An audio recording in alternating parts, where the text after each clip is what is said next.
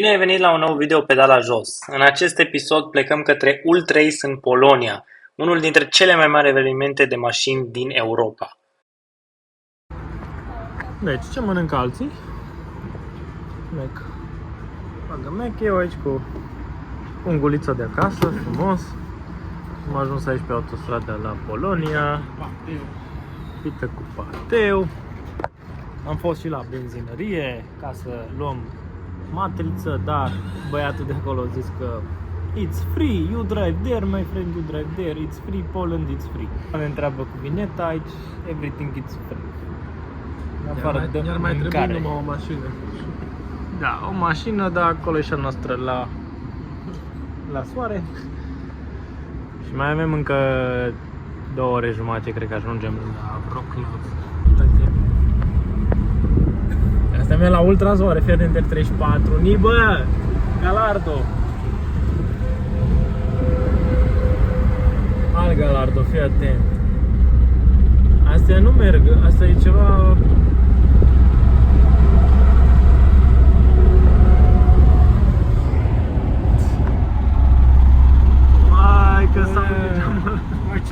După un drum lung și obositor de 9 ore, am ajuns în sfârșit în Polonia, unde are loc evenimentul.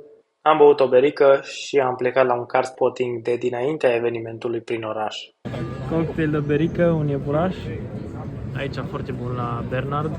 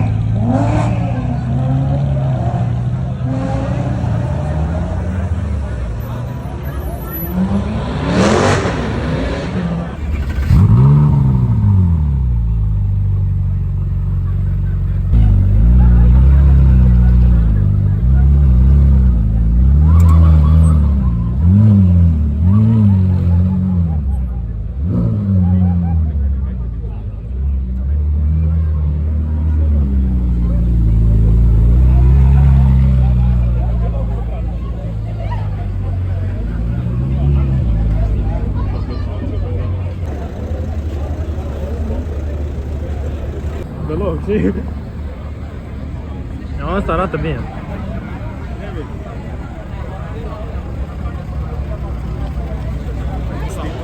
E maxim de Maxton, dacă știți cum zic. Maxton tot.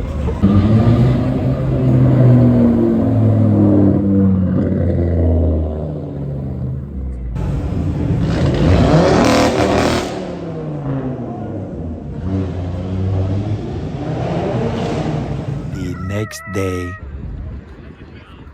Am ajuns la stadion la Wrocław, aici, la Ultras. Cam asta e coda care merge în spate încă foarte, foarte mult. În spatele meu e evenimentul, intrarea la eveniment, stadionul. Și cam asta e coada. Deci ca să știți și voi că la Ultras este la coadă o oră, 2 la intrare. Deci dacă veniți la evenimentul ăsta, pentru cine n-a mai fost, e bine să vii cu o oră înainte, cel puțin, să stai la coadă ca să poți să intri. 2 brățări ca șmecheri, plus night experience, ca să se știe. Răzvan deja și-a găsit iubirea. Încă una acolo, fanii Porsche, E36, fain. E cam cel mai mare eveniment din Europa, zice eu, cu mașini. De data asta am întâlnit mult mai mulți români și prin oraș și am văzut că mulți din România își au mașinile pe aici, la Ultrace. Zed e aici, din câte am văzut. Așa să vă faceți o idee, e un eveniment cu foarte multe mașini modificate, doar modificări. La oamenii ăștia le place să-și modifice mașinile, nu vedem nimic nemodificat, majoritatea sunt pe burtă și cu foarte bun gust, sincer. Mașini cu mai mult bun gust ca și aici, foarte greu. Așa că hai să începem vânătoarea de mașini aici la Ultrace 2024. Ok, și asta e direct intrarea de la Ultrace. Să vă filmez câteva din mașinile care îmi plac. Avem un GT3, alt Porsche E46. Asta e Ferrariul Liberty Walk. Bannerul Club de Ultrace Changing Tomorrow. Și acest R34 absolut super clean. Ce-s geniale mașinile astea. Absolut geniale. Un R34 mi-aș dori maxim și unul făcut atâta de frumos.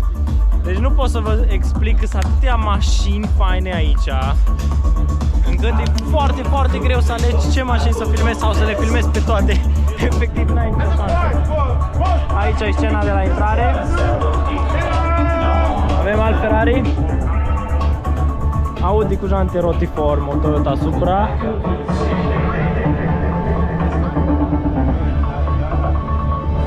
Deci efectiv nu ai cum să filmezi tot ce e aici. E foarte greu să filmezi tot ce e aici pentru că sunt o grămadă de mașini și toate sunt perfecte.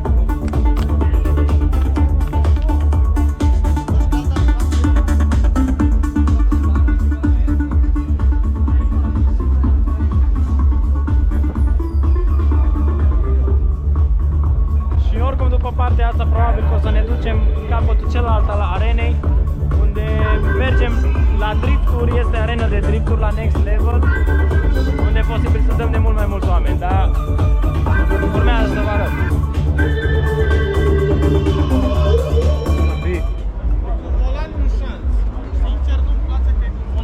Uite, scaune de carbon. Asta e Ruby Star, cred că Ruby Star Red-ul de pe Porsche, am mai văzut mașina asta pe Instagram. No, ceva de genul aș face și eu un M2, sincer. Așa arată bine. Asta e varianta în care arată bine un M2 old style cu jante de-astea BBS. Pe nebunia asta de culoare. Oh! Ce e acolo? Nebunia asta de aici se auzea așa.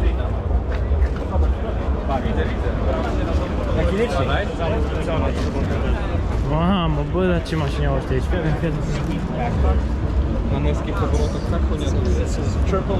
Oh. Compresor. Carbon fiber, unde? Piele, Alcantara, scaune de carbon. Bă, Alfa asta arată bine, rău. Motor de Ferrari. Încă m-ar bate gândul la una de asta. Chiar sunt curios ce credeți. M sau Giulia 4 Folio? Chiar sunt foarte curios care ar fi decizia voastră, pentru că mi se pare că interiorul de la asta e un pic outdated. Pare cam vechi, infotainmentul ăla e varză față de un M, dar arată bine. Filmează Passat. Filmez Passat. Hai să filmăm Passat. Hai să vezi Passat cu roll cage. Joacă interior. Hai să vedem Passat cu roll cage. Joacă interior, ce scaune are.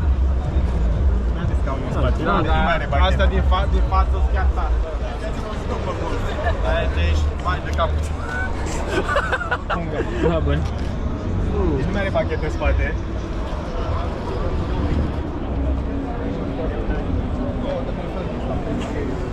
Bă, Passat, da, uite-te aici. Passat, da, uite-te aici. Passatul ăsta la ce?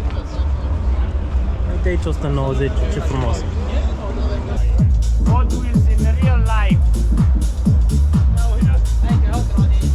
Bă, fii de la ăla. Ești prost la schimbătorul. Aici. Bași pumnul. În cape. Sam e de bună purtare. P8, M3, E92 și M4 Alumazec. Câte drifturi am mâncat mașina asta și avem și o Supra Liberty Walk.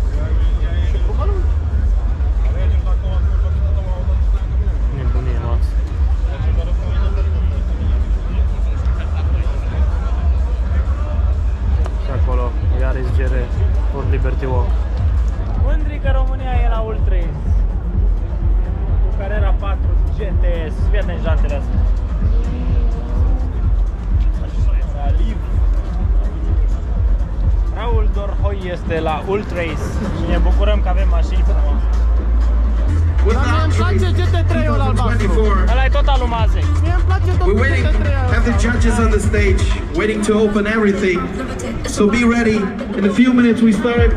And make a big noise for Nina, the best DJ of the world today here at our booth on the stage, playing.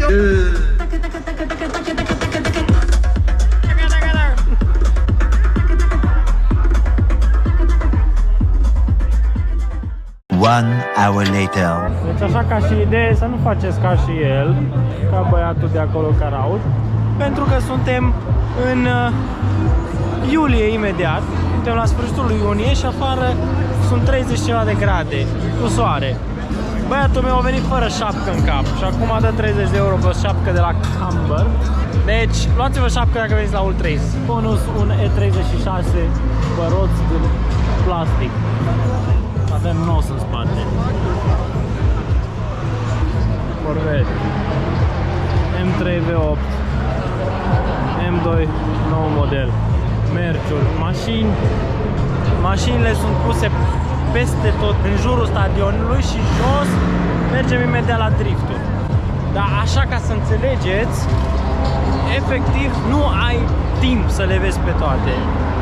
Nu mai poți să-ți dai seama, treci pe lângă mașini rare, pe lângă R34, pe lângă tot felul de mașini și efectiv nu mai ai timp să te uiți la ele. Deja ești sătul, ești full, ai văzut toate modelele posibile și toate sunt făcute impecabile, toate sunt modificate maxim.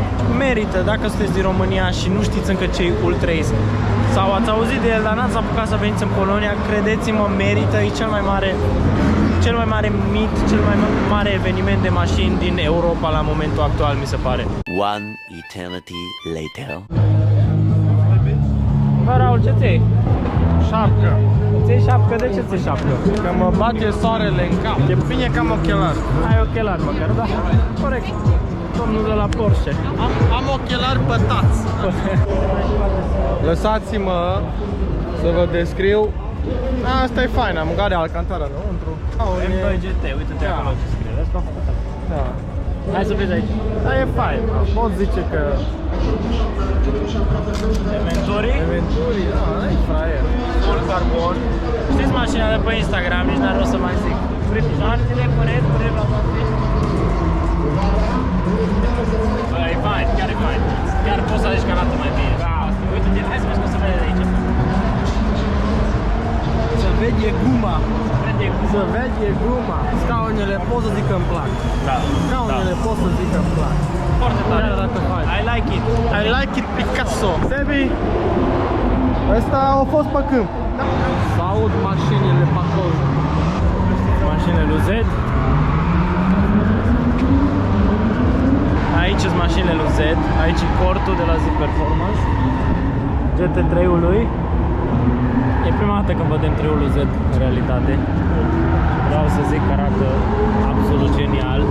Uite acolo. Da. Modele, uite astea. Astea sunt alea care cred că sunt puse pe M2. Da. Și dacă te uiți și pe M3-ului, sunt foarte tare. Da, astea sunt făcute din două. Astea, da. Foarte. Astea startăm. Salut! Salut!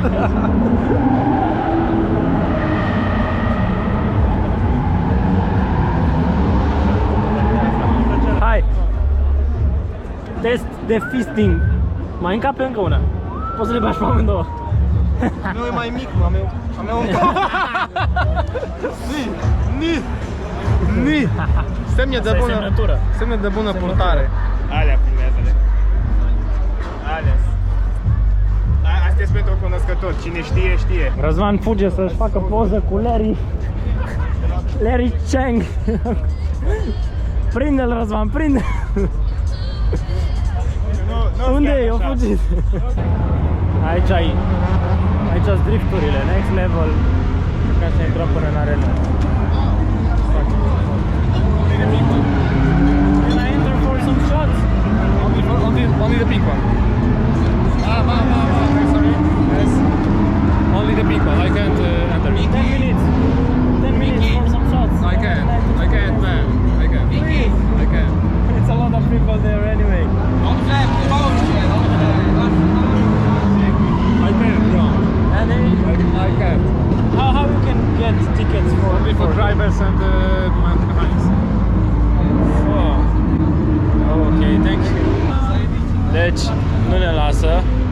e doar pentru șoferi înăuntru și pentru aparținători, din păcate. Anul trecut am reușit să mă strecor. Înăuntru, dar din păcate de data asta nu reușim, pentru că baza e mult mai atentă decât anul trecut. Era fain să vă fac niște cadre chiar dinăuntru. Nu e problemă că trecem noi de gardul ăsta cumva. Ala dâm că am intrat. Să țin mâna în buzunar. Dar ca norocul pot să vă fac niște cadre direct de aici dinăuntru, unde practic nu prea are voie să intre multă lume.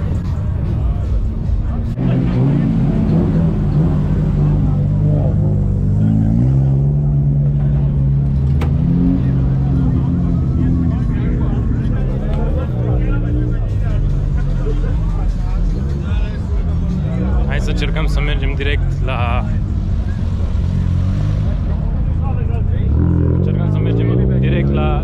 linia unde... intrarea pe unde intră mașinile.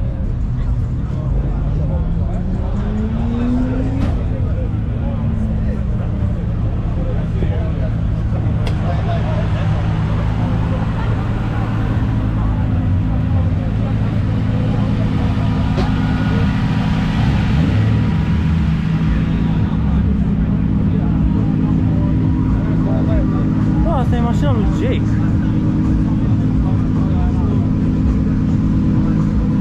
Asta e mașina lui Jake din Anglia.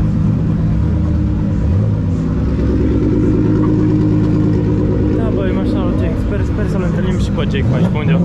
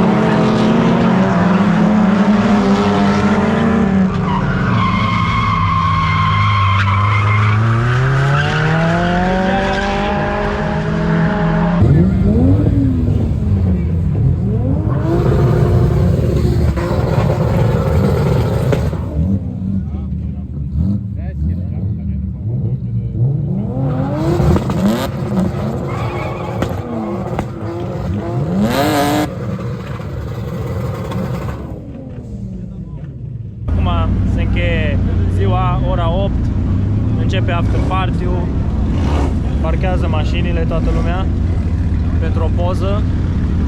Și cam atât a fost anul ăsta de la Ultra. Ne vedem garanta la anul, sper să luăm și o mașină din România, a noastră, de la pedala jos, aici.